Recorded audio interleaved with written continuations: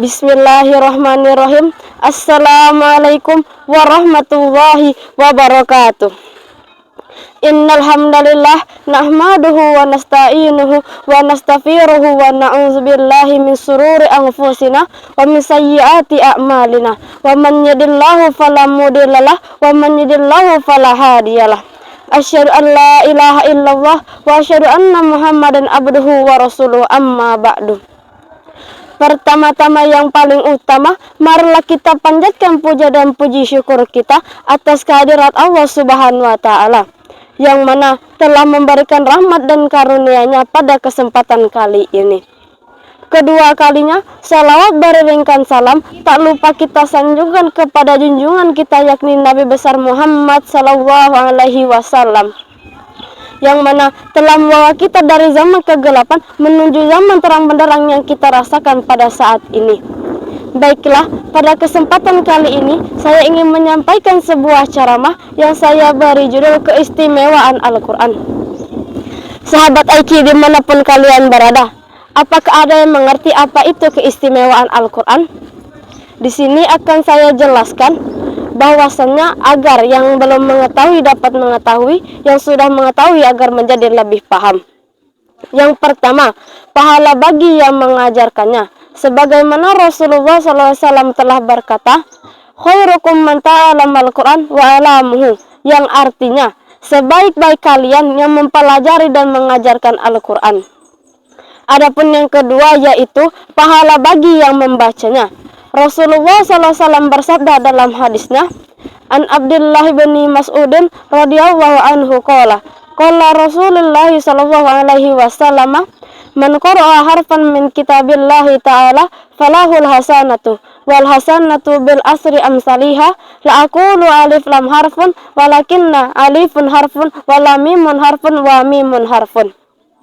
Yang mana artinya, barang siapa yang membaca Al-Quran, maka ia akan mendapatkan satu kebaikan, dan satu kebaikan tersebut dilipat gandakan menjadi 10 kebaikan oleh Allah Subhanahu wa Ta'ala.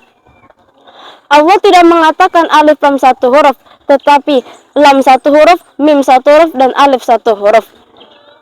Sahabat Aiki dimanapun kalian berada, adapun yang ketiga yaitu pahala bagi yang mempelajari dan menghafal Al-Quran. Allah berfirman dalam surah Al-Baqarah ayat 2 yang berbunyi, A'udzubillahi minasyaitonirrajim. Bismillahirrahmanirrahim.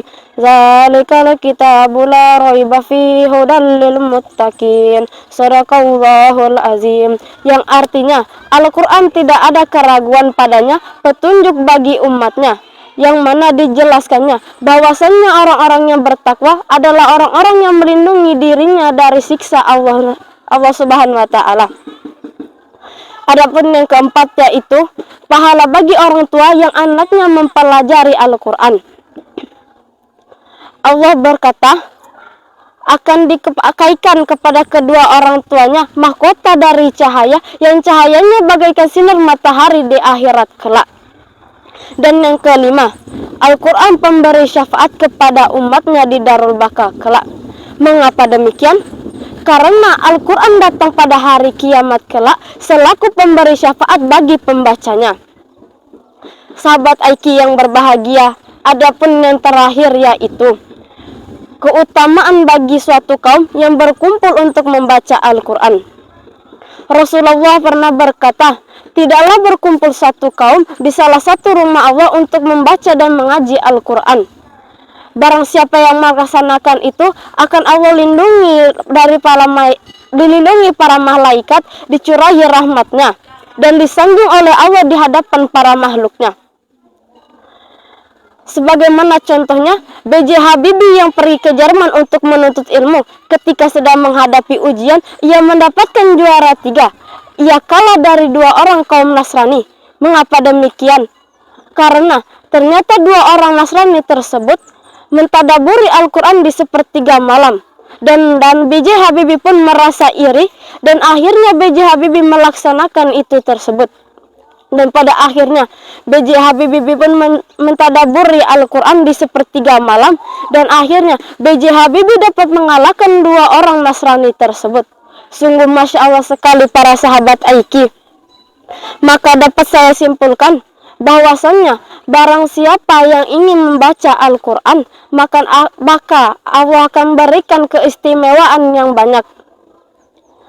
Dari sini Al-Quran adalah firman Allah yang sangat banyak memberikan keistimewaan terhadap kaumnya.